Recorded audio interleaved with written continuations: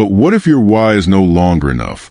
What if the very foundation of your being is crumbling, and you must build yourself anew from a rubble?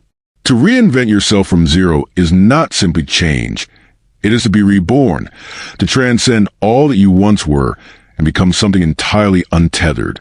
The world will not hand you this power. It is yours to seize the fire of your own will, through the relentless pursuit of self-overcoming. You must embrace the chaos, for in it lies the only true freedom. The freedom to create yourself, unbound and unbroken.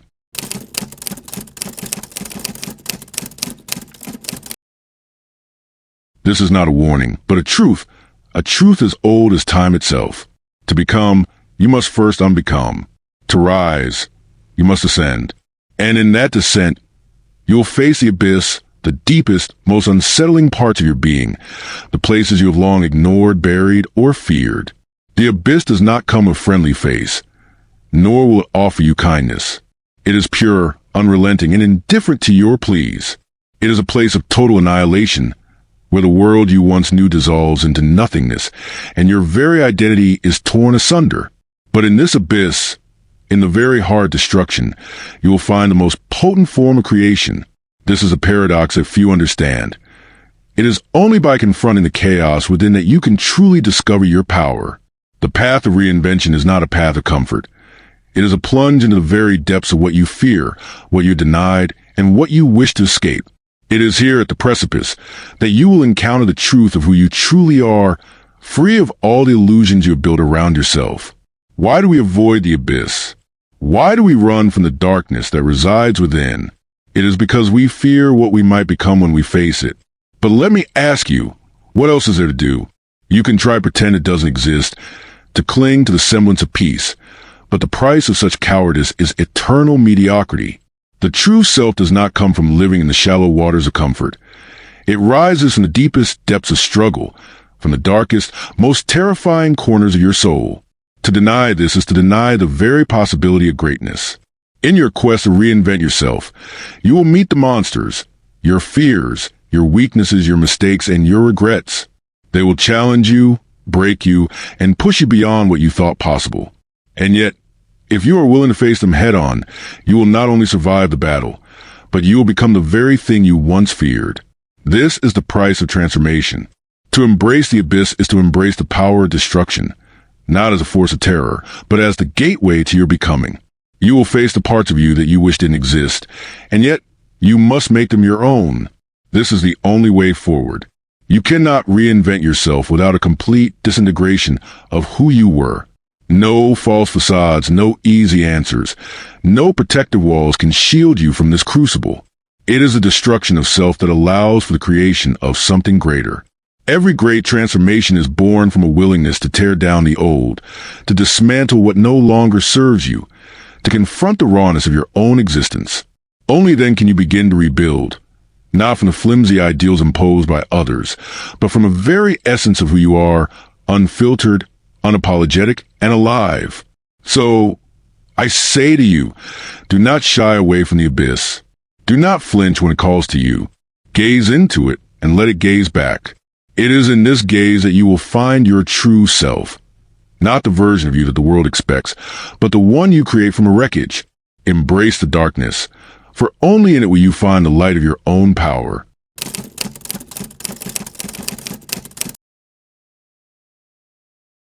It is perhaps the simplest command, yet it is the hardest to fulfill. Who you are, what you have become, is not something you were born with, nor is it something that is given to you by the world. It is a creation, a work of art, shaped by your choices, your will, and your unrelenting pursuit of self-overcoming. But how many of us truly live as ourselves? How many of us are slaves to the roles imposed by others, to the expectations of society, to the chains of our past? The path to self-creation begins with a violent act of rejecting all that you are not, all that the world has thrust upon you. You are not the image others have of you, nor are you the version you have clung to in order to survive. You are the sum of your deepest desires, your most untamed instincts, and your most painful wounds. But to discover this self, to become it, requires a fierce, uncompromising act of creation. You must reject the easy path, the path of conformity, and embrace the tumultuous journey of self-discovery, which is not about finding yourself, but about creating yourself from scratch. To create yourself is to reject the illusion of security. It is to embrace the chaos of becoming, and to demand that every step forward is an act of defiance against the mediocre, the ordinary, and the expected. You must choose to be different, to stand apart from the herd, to blaze your own path. But this is no simple task, for the world will do everything it can to pull you back into the fold, to remind you of your place, to force you into the narrow box of its expectations. And yet, you must resist. When you begin the journey of self-creation, you are not simply building a new identity from the outside in. No, this is a violent act that starts from within. You must tear down the person you've been, the facades, the pretenses, the comfortable lies you've told yourself to avoid the unbearable pain of transformation. Only then can you begin to see the raw material of who you truly are. You are not the stories others tell about you, nor the labels they attach. You are the space between them. You are the will to power that rises from the chaos of your desires, your fears, and your dreams. The world may scream at you, telling you who you should be. But it is only when you silence these voices that you can finally hear your own. The voice that whispers the truth of your own existence. The truth that you are not bound by any past, nor by any future. You are free to create. And creation demands freedom. Freedom from fear, from judgment, from the suffocating grip of external forces. You must stand in defiance of everything that seeks to define you and say, I will not be what you want me to be. I will be who I choose to be. This is the task of the self-creator, to move beyond the influence of others, to transcend the limitations that others place upon you, and to construct yourself anew. But beware, for this is not an easy task. It is a war that must be fought on a daily basis. The world will fight back, relentlessly, seeking to drag you back into mud from which you rose. And yet, this is the very nature of creation. It is a battle. It is the clash of forces within you, the destruction of the old in service of the new. And it is only through this conflict that you will discover who you truly are. You are the sculptor of your own soul, and every day is an opportunity to carve away at the stone until only the purest form of your essence remains. You must will yourself into being, through strength, through pain, and through the relentless refusal to be anything less than what you are capable of becoming. Become who you are, not as a passive state of existence, but as an active, continuous process of creation, born from the fire of your own will.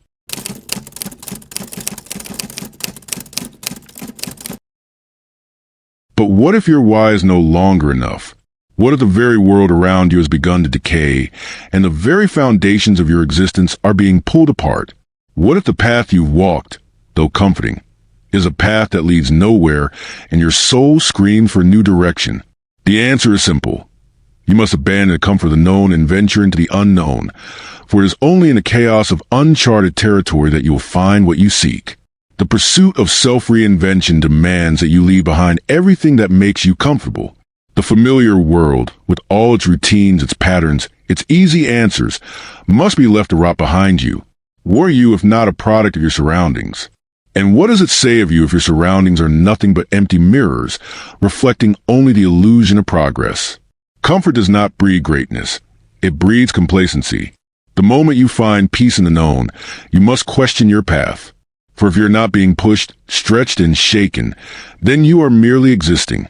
This world you know is an illusion, a cage built by society, by those who walk before you, and by your own limitations. And yet, you cling to it, for it offers safety. But this safety is the greatest danger of all. It keeps you small. It keeps you trapped in a prison of your own making. To reinvent yourself, you must cast aside these chains. You must risk everything, for it is only in risk that you find the freedom to become. The comfortable world will try to pull you back, try to convince you that the path you were on was enough, that it was safe. But safety is the enemy of transformation. To step forward is to step into the void, where you'll be forced to forge your own meaning, create your own answers, and sculpt your own reality. No one becomes great by standing still. No one transcends their own limitations by clinging to the past, no matter how comfortable it may seem. The world will not bend to you if you do not force it to. The unknown is where your true power lies. Only there will you discover what you are truly made of. And so, you must march into it, fearless and relentless, for the comfort of the known is the greatest chain you must break. The unknown is not a place of fear, but a place of opportunity. It is where the greatest minds, the greatest creators, and the greatest forces of history have been born. To abandon the known world is to walk into the arena of your own creation. It is to stand in the fire of your own will, to refuse to let the world define you, to refuse to let your past dictate your future. If you seek transformation, you must stop waiting for permission. You must take the first step into the chaos, knowing that it is in the chaos that you will find your true power. Do not be fooled by the allure of comfort, for it is the road that leads to stagnation, to death. Only in the unknown, in the unfamiliar, will you find the seeds of your reinvention. Do not fear it, embrace it. And when the world calls you back to the familiar, to the safe and the known, remember, that is not the place of creation. It is the place of death. The unknown is where you will find life. It is where you will rise.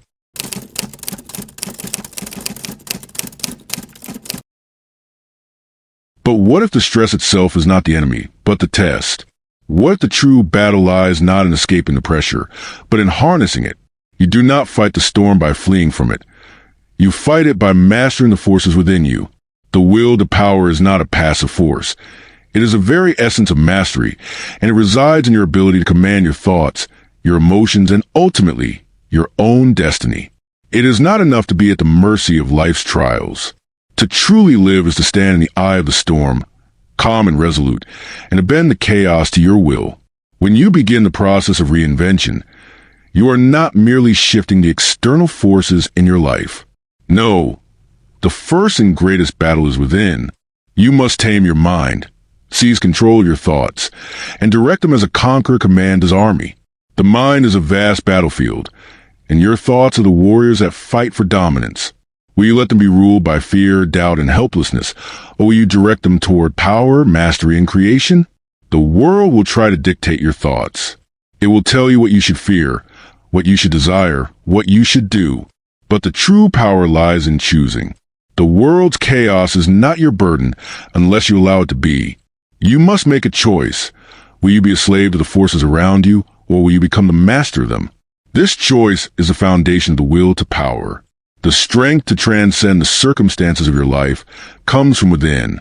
It comes from your ability to direct your energy, your thoughts, and your intentions in the direction of your highest vision. It is only when you seize control of your mind that you can truly create the world around you. In the face of stress, fear, and uncertainty, most people succumb to the pull of their emotions.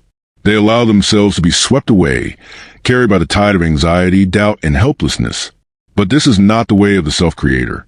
To reinvent yourself is to face these forces head-on and master them.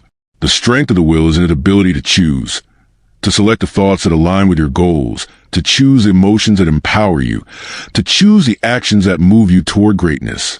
The path to reinvention is not easy, and it is not without pain. But pain is not the enemy. It is a forge in which you are shaped. Stress, discomfort, fear, and uncertainty are not obstacles. They are the raw material of your transformation. These forces are the very ones that will help you grow if you have the strength to harness them.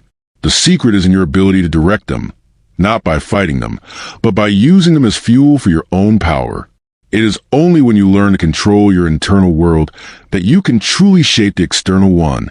The will to power is the ability to stand firm in the face of life's challenges, not as a passive observer, but as a deliberate creator. You must choose the path of mastery, and that path begins with the mind. When you control your thoughts, you control your life. When you master your emotions, you master your destiny. This is the power of the will. Not to bend the world to your desires, but to bend yourself to the demands of your highest purpose.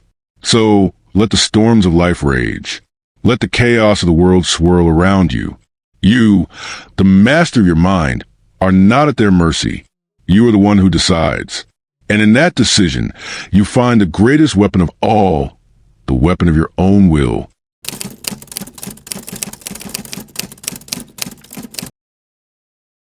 This is the essence of true freedom. To reinvent yourself, to rise beyond the confines of what the world expects, You must first be willing to step into the unknown, to abandon the rules that govern the masses and create your own. The great masses, with their morals, their laws, their rigid definitions of what is good, will always try to cage you, to make you conform to their vision of the world.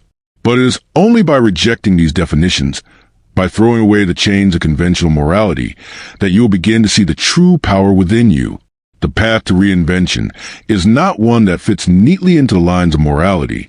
No, it is a path where the boundaries of right and wrong are blurred, where the only question that matters is, what do I want? Those who try to find you through the lens of their own morality are not your masters, but your jailers.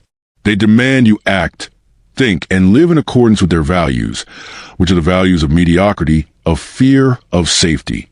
But greatness is born from rejecting these values. It is born from choosing to live by your own code, your own principles, regardless of what others say. The moment you begin to live by someone else's definition of morality is the moment you stop living for yourself. You become a puppet, dancing to the tune of a song that is not your own.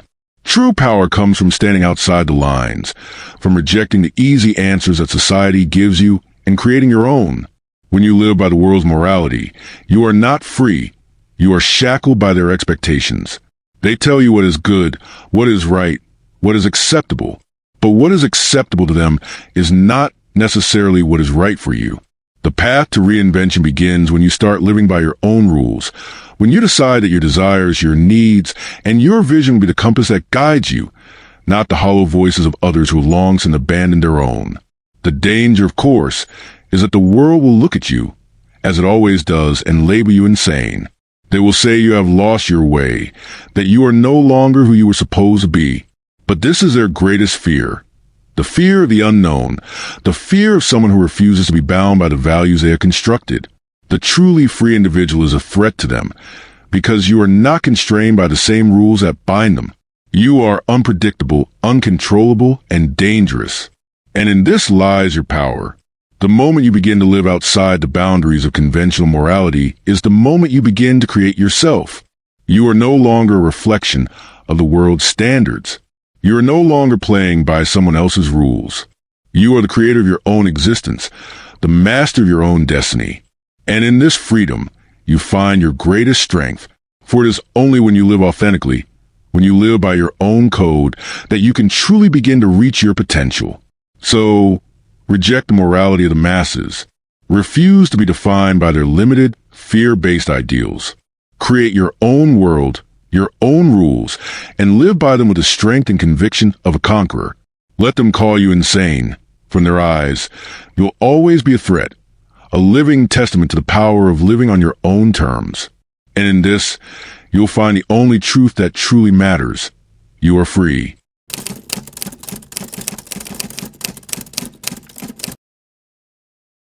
But this is not simply a statement of survival. It is the law of becoming. You see, to reinvent yourself, you must first die, not in the literal sense, but in the metaphorical, a death of the self you once were, the self shaped by fear, limitation, and the weight of the past. The only way to truly live is to continually rise from your own ashes, to embrace the eternal return of self-creation. What does not kill you is not just survival. It is a very crucible in which your true power is forged. Each challenge, each failure, each heartache is not a stumbling block, but the raw material for your next great transformation. You must understand that to become, you must also become again. To evolve into something greater, you must be willing to face the depths of your own limitations, your fears, and your vulnerabilities. It is only through confrontation with your greatest obstacles that you find the strength to surpass them. Every struggle, every pain, every difficulty in your life is a force that will sculpt you into a higher version of yourself. If you are willing to face it, do not seek to escape the trials of life. Instead, seek to embrace them, to transform them into fuel for your ascension. It is in the deepest, darkest moments that the seeds of your greatest self are planted. The problem is that most people shrink away from the very things that can make them strong. They avoid the struggle. They resist the pain. They fear the destruction of the old self. But what they fail to realize is that the destruction of the old self is the beginning of the new. You cannot have rebirth without death.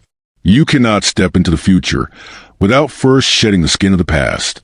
The cowardly mind tries to avoid suffering at all costs, but this only leads to stagnation, to decay. It is only through embracing the suffering, the difficulty, the darkness of the moment, that you will find the power to break free of your limitations. The eternal return of the self is not some mystical idea. It is a real, visceral process. It is the act of repeatedly confronting the challenges that arise in your life and using them to shape a new, more powerful version of yourself. The weakness of the old self must be annihilated, and with each death, you will rise stronger, more resilient, more capable. Do not fear the repetition of this cycle, for it is in this continuous rebirth that your true potential is realized. You are not bound by the person you were yesterday. You are the sum of your struggles and your triumphs, continually evolving into something greater.